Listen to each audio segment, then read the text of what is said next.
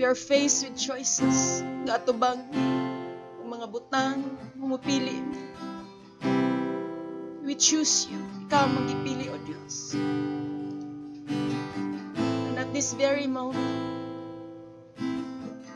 we choose to worship you no matter what the circumstances are. We choose to worship you. Sa tunog kong korona, nagidasok sa imong ulo, ni dahili hamili mong dugo. Matag sa maglabot sa lawas mo, kahapdos mong sakit, giantos mo, kaluwasan, kaayuhan na ang ko. Sa tunog kong korona, sa tunog kong korona mo, nagidasok sa imong ulo, ni dahili hamili mong dugo. Matag sa madlabod sa lawas mo, kahapdos mong sakit, giantos mo, kaluwasan, kaayuhan na ang ko. O Diyos, ikaw lang, Jesus, ikaw lang ang dawa sa among pagsimba.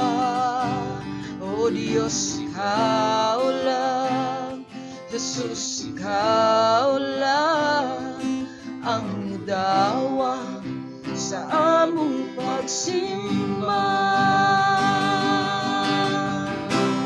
Imo ang tanang pagdaig, imo ang tanang tungo. Ang purong-purong sa himaya o kadungganan, kanimo ang tanan. Sa tunog kong korona mo, nagidasok sa imong ulo, ni dahili hamili mong dugo. Matag sa madlabot sa lawas mo, kahapdos og sakit, giantos mo, kaluwasan o kaayuhan na ang puno. O Diyos, ikaw lang, Jesus, ikaw lang ang dawa sa among pagsimba.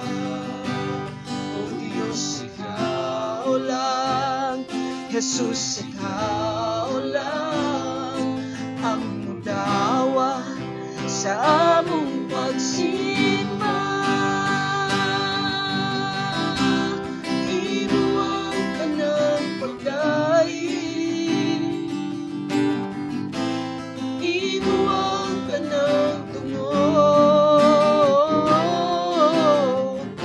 Ang purong-purong sa himaya o kadungganan, kanimo ang tanan. Imo ang tanang pagdaig, imo ang tanang tungo. Ang purong-purong sa himaya o kadungganan, kanimo ang tanan. Imo ang tanang pagdaig, kanimo lamang, Diyos. Imo ang tanang dungo. Purong-purong sa himaya o kadungganan, kanimo ang tanan. Isang mapagpalang araw po sa ating lahat at purihin ng Panginoong Diyos sa kanyang kabutihan at kagandahang loob sa atin. Marahil ay dumating na sa buhay natin na tayo po ay nakaranas ng matinding pagsubok, suliranin sa buhay, at ginawa natin tayo po ay lumapit sa ating mga kakilala, kaibigan, and at the end of the day ay wala pong nangyari. Kaya naman, ano ba yung response natin kapag tayo po ay dumaranas ng mga matinding challenges sa buhay? Kung makikita po natin sa banal na kasulatan, ang mga disipulo po ng ating Panginoon ay dumanas din ng matinding pag-uusig. At ito po ay ating matutunghayan sa mga gawa, kabanatang 12, mula sa talatang 1 hanggang sa mga sumusunod na talataan. Nang mga panahon ding yon, sinimulang usigin ni Haring Herodes ang ilang kaanim ng iglesia. Ipinapatay niya sa pamamagitan ng tabak si Santiago na kapatid ni Juan. At nang makita niyang ito ikinalugod ng mga Hudyo, si Pedro naman ang kanyang ipinadakip. Nangyari ito noong pista ng tinapay na walang pampaalsa. Pagkadakip kay Pedro, siya kinulong at pinabantayan sa 4 na pangkat ng tig-4 na kawal. Ang balak ni Herodes ay harap siya sa bayan pagkatapos ng Paskwa, kaya't nanatiling nakabilanggo si Pedro. Subalit, ang iglesia ay taimtim na nanalangin sa Diyos para sa kanya. So kung titingnan po natin na ang mga disipulo, mga alagad ng Panginoong Hesus ay dumanas ng matinding pag-uusig. Opo, matinding pag-uusig sapagkat may alagad na ipinapatay at sa pagkakataon ito ay si Pedro naman ang ipinakulong. At ikaw kapatid, kung makaranas ka ng ganong sitwasyon, ano ba ang iyong gagawin? Kung titingnan po natin sa banal na kasulatan na atin pong binasa, ang mga mananampalataya, ang iglesia ay taimtim na nanalangin sa Diyos para sa Kanya. Tayo po ay nananalangin sapagkat alam natin na ang Diyos ay may gagawin. Ang Diyos ay tutugon sa lahat po ng ating mga kahilingan. Ngunit kung ang pag-uusapan, kung ang iyong buhay ay nakabingit sa kamatayan, marahil nakakatakot, marahil ay hindi natin alam kung ano po yung ating pong gagawin. Ngunit ang napakaganda po rito, ang iglesia ay taimtim na nanalangin sa ating Panginoon. At sa mga panalangin na yan, ay meron pong pagtungon ang ating Panginoon. And that is the power of prayer. At dito po sa talatang 6, ng gabi bago iharap ni Herodes si Pedro sa bayan, natutulog ito sa pagitan ng 2 kawal. Nakagapos siya ng 2 tanikala at may mga bantay pa sa harap ng pinto ng bilangguan. Walang ano-ano'y lumitaw ang isang anghel ng Panginoon at nagliwanag sa silidpitan. Tinapik nito si Pedro sa tagiliran at ginising. Dali, bumangon ka, sabi ng anghel. Nakalag ang mga tanikala sa mga kamay ni Pedro. Magbihis ka at magsuot ng sandalyas, sabi ng anghel. At ganun nga ang kanyang ginawa, sinabi pa sa kanya ng anghel, magbalabal ka at sumunod sa akin. Lumabas at sumunod si Pedro sa anghel, ngunit hindi niya alam kung totoo nga ang nangyayaring yon. Akala niya ipangitain lamang yon. Nakalampas sila sa una at pangalawang bantay at nakarating sa pintuang bakal na labasan papunta sa lungsod. Ito'y kusang bumukas at sila ay lumabas. Pagkaraan nila sa isang kalye, bigla siyang iniwan ng anghel. Noon natauhan si Pedro kaya't sinabi niya, ngayon ko natiyak na totoo pala ang lahat. Isinugo ng Panginoon ang kanyang anghel at iniligtas ako sa kamay ni Herodes at sa inaasahan ng mga Hudyo na mangyayari sa akin. So dito po ay nakita po ni Pedro na hindi po panaginip o pangitay ng nangyayari, kundi ito po ay totoong nangyari. Kaya naman sa talatang 12, maging ang mga ibang alagad ay napagkamalan si Pedro na siya ay isang multo. At dito po makita po natin na dahil po sa panalangin ng mga mananampalataya ay nagkaroon ng himala at nakalaya si Pedro.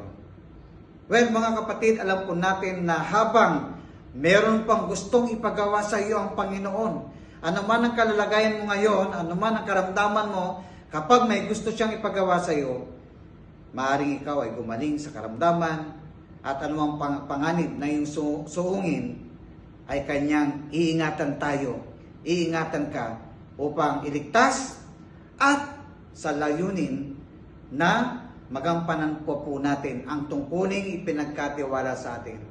At yan po ay ang paghayo, pangangaral ng mabuting balita. At napakahalaga para po sa atin, kung meron mang masamang balak, ang kaaway, napigilan ka sa pagsunod sa kalooban ng Panginoon, alalahanin po natin na meron pong Diyos na makapangyarihan. Ang Diyos na siyang kikilos sa buhay nating lahat upang tayo po ay magpatuloy sa ministeryo na ipinagkatiwala po sa atin.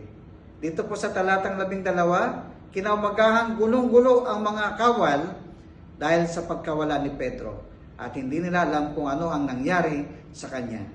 So, gulong-gulo po, no? Si Herodes. Ngunit alam po natin, mga kapatid sa Panginoon, na sa Diyos, wala pong imposible. Sa Diyos, kaya niya pong gawin ang lahat upang mangyari ang kalooban niya para po sa atin at masunod ang kanyang kalooban.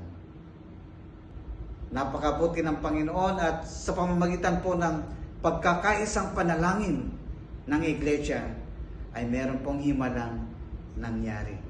Meron pong ginawa ang ating Panginoon. Isang bagay na hindi palaging nangyayari. Isang bagay na milagro kung isipin po natin. Pero alam naman po natin, mga kapatid sa Panginoon, wala pong imposible sa ating Panginoon. Kung ikaw ay dumaranas ng matinding pagsubok ngayon, kung ikaw ay may problema, kung ikaw ay nakakaranas ng matinding pag-uusig, huwag po tayo mag-atubaling lumapit sa ating Panginoon na lumuhod at sama-samang magkaisa, manalangin upang hingin ang gabay ng ating Panginoon. At sa kabilang banda ay magugulat po tayo kung ano po yung magiging tugon ng ating Panginoon. Ito po bilang Pilipino, bilang Kristiyanong Pilipino, napakahalaga po para po sa ating lahat na tayo po ay manalangin. Ipanalangin po natin na ang kamay ng Diyos ang siyang kumilos po sa ating bansa, na gumawa ang Panginoon ng himala upang kausapin ang ating pong mga leader, ang ating pong appointed and elected official. Isang himala na ang lahat ng mga tao ay makakilala at tanggapin si Jesus bilang Panginoon at tagapagligtas ng kanyang buhay. At para sa akin, ang isang himala na gagawin ng Panginoon sa buhay ng isang tao ay ang mabago ang kanyang buhay. Maranasan po yung transformation of life. At ang isang taong binago ng Panginoon, naniniwala ako na gagawin niyang mabago ang kanyang isipan, mabago ang kanyang puso, mabago ang kanyang pamumuhay, at kung siya man po ay isang pinuno. Naniniwala po ako na magkakaroon po ng pagbabago po sa ating bansa. Pagbabago sa liderato, magbabago sa pamamahala, at paiiralin po ang hustisya, ang pag-ibig, at pagkakaisa. Mga kapatid, sama-sama po tayong manalangin para sa himala na gagawin ng ating Panginoon.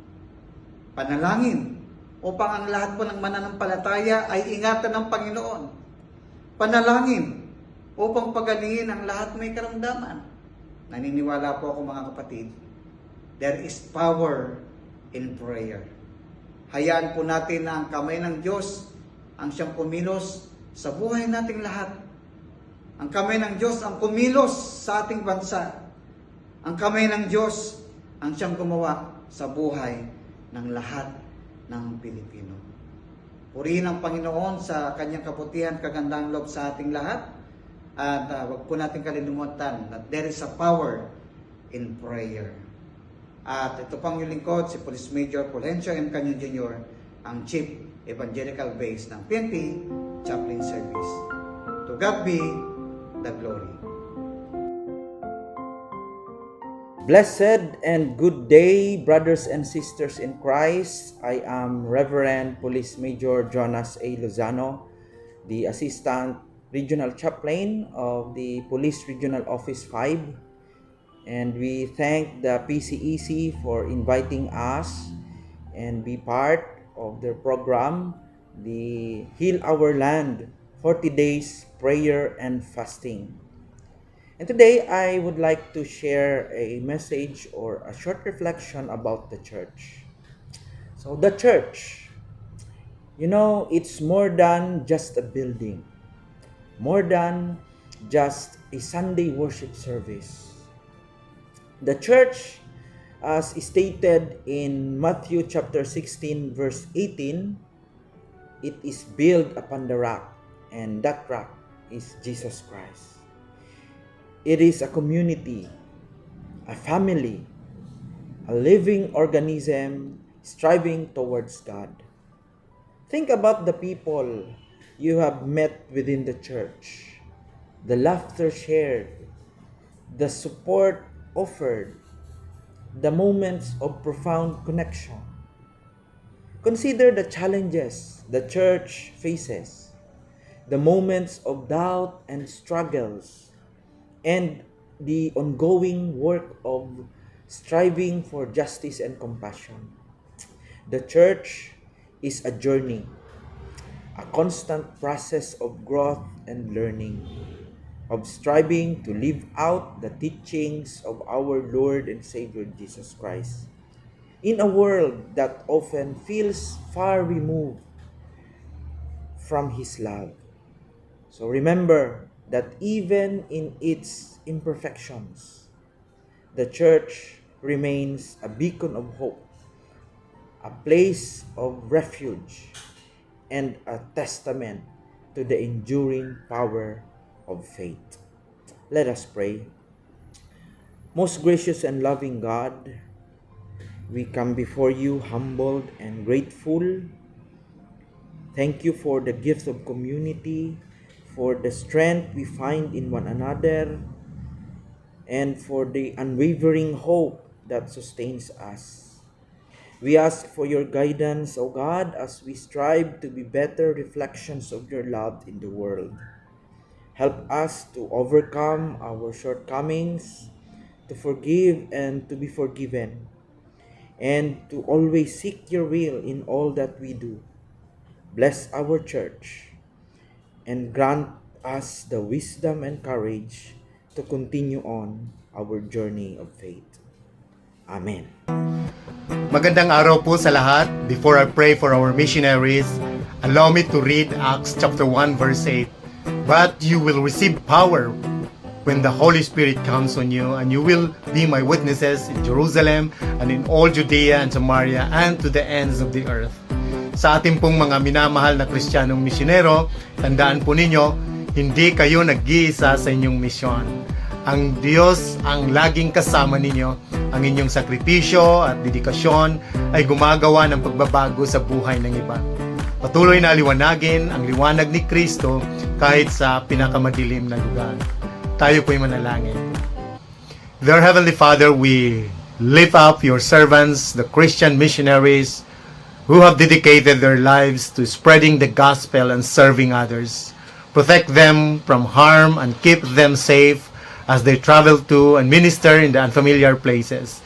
Give them courage, strength, and perseverance in the face of challenges and adversity. Guide them as they share your word and your love to those who do not know you. Provide for their physical, emotional, and spiritual needs. Bless their families and loved ones who supported them from afar. May their ministry be fruitful, and may many come to know you through their witness. All of this I pray in Jesus' name. Amen. Friends, with humble hearts, let us seek God's guidance and blessings upon the handling and teaching of the Word of God in our churches. We acknowledge that the Word of God is living and active, a powerful words for transformation and growth, a sacred text requiring careful and reverent treatment. Help me pray for pastors, teachers, and leaders within our churches, that God will grant them wisdom, discernment, and a deep love for God's truth. May we diligently study God's Word, seeking to understand its context, its historical background, and its timeless message. May God protect us from the temptation of twisting the Scripture to fit in our own agenda or personal biases. Let us be filled with the Holy Spirit, empowering us to communicate God's truth with clarity, compassion, and conviction. Let us also pray for our congregations, that God will grant them hearts that are open to their understanding of God's will. May they be discerning listeners, able to distinguish truth from error, and committed to applying the Scriptures in their daily lives. That God will protect them from those who would mislead them with false doctrines or manipulative teachings. Let us pray for unity among Christian churches. May we be united in our commitment to proclaiming the gospel, even as we recognize and respect the diversity of interpretation and approaches for teaching of God's Word. May we always strive for love, understanding, and mutual respect in our discussions of theological matters. Let us pray. Lord, we ask for your continued blessing upon the church. May your word be faithfully taught and diligently applied in every churches across the globe. May your truth shine brightly, transforming lives and bringing glory to your holy name. We pray this in faith in the name of Jesus Christ. Amen. In Ephesians chapter 4 verse 3, the Apostle Paul urges us to make every effort to keep the unity of the Spirit through the bond of peace. This verse reminds us that unity in the body of Christ is not automatic. It requires intentionality, effort, and reliance on the Holy Spirit. As believers, we are called to set aside differences, embrace love, and pursue peace to reflect the unity of the God we serve. Let us pray. Heavenly Father, we come before you as one body, united in our love for you. Thank you for calling us into your family, where we are brothers and sisters in Christ. Help us, Lord, to live out the unity you desire for us. Teach us to walk in humility, gentleness, and patience, bearing with one another in love. Forgive us for the times we have allowed pride, division, or misunderstanding to separate us. By your Spirit, empower us to pursue peace, celebrate our diversity, and focus on what unites us, our faith in Jesus Christ. May your church shine as a beacon of unity in a divided world so that others may see your love through us. We commit to making every effort to be peacemakers, bridge builders, and reflections of your grace. In the name of Jesus, the head of the church, we pray. Amen. Join me in prayer for the restoration of those who have fallen. Let us pray. Our gracious God and loving Heavenly Father, we come before you with contrite hearts. We pray for our fallen brothers and sisters who have strayed from the path of righteousness, and those who are struggling to find their way back to you. We ask that you restore them, Lord. Restore them to the place of honor and dignity that was theirs in the eyes of God and our church. Restore their relationships to their family, to the church, and with you. We pray for your mercy and your grace to cover their past mistakes and failures. We pray that you would forgive them and wash away their sins, just as Jesus Christ forgives and washes away the sins of all those who come to him. We ask that you give them a new heart, a heart that is tender and open to your will. Give them a new spirit, one that is filled with joy, hope, and a deep desire to please you. Father, we pray that you would give them a fresh start, a chance to begin anew, to start over, and to leave their past behind. Give them the strength and the courage to face the challenges of the future with faith and confidence in you. Most of all, Lord, we pray that you would restore their relationship with you, that you would draw them close to you, and that they would experience your love, your peace, and your joy in their lives. This we pray through Jesus Christ our Lord and Savior. Amen. Manalangin po tayo. O Diyos na makapangyarihan, lumalapit kami sa inyo na may pusong mapagpakumbaba at may pagnanais na magkaisa ang bawat henerasyon sa aming simbahan.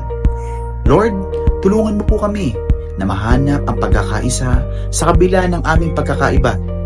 Naway ang mga matatanda ay maging gabay at inspirasyon sa mga nakababatang miyembro.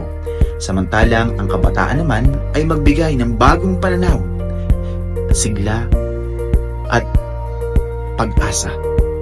Ama, ipagkaloob po sa bawat isa ang pusong bukas sa pag-unawa sa isa't isa at ang katalinuhan upang makipagtulungan ng may respeto at kaalaman. Tulungan mo po kami mapanatili ang pagkakaisa sa aming mga gawain bilang katawan ni Kristo na may pagmamahal at pagpapatawad. Lahat ng ito, tulungan mo kaming maisabuhay sa iyong salita na matatagpuan po sa John chapter 17 verses 21. Sabi po, upang sila'y ganap na nagkaisa, gaya mo, Ama, na nasa akin at ako'y nasa iyo, upang ang sanlibutan ay maniwala na ikaw ang nagsugo sa akin. Maraming salamat po, O Diyos, sa iyong gabay at pagpapala. Sa pangalan ni Jesus, ito po ang aming dalangin. Amen. So mga kapatid, samahan niyo po kami sa aming daily online prayer convergence every 6 o'clock p.m. So ito po, mababasa niyo po dito po sa ating screen saan niyo po ito mapapanood po. So ingat po kayo palagi. Dalangin ko po na ingatan po tayo natin, Panginoon Diyos. God bless.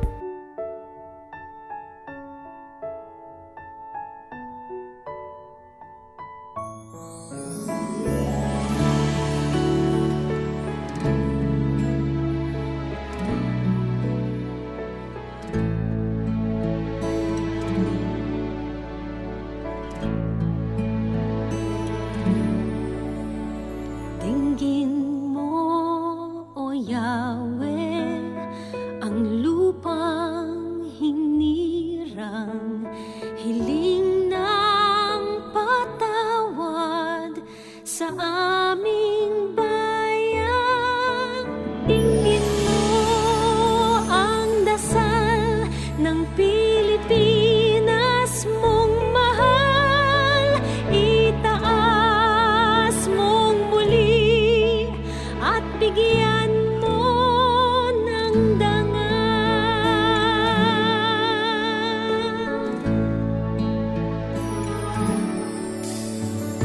Ikaw ang pag-asa ng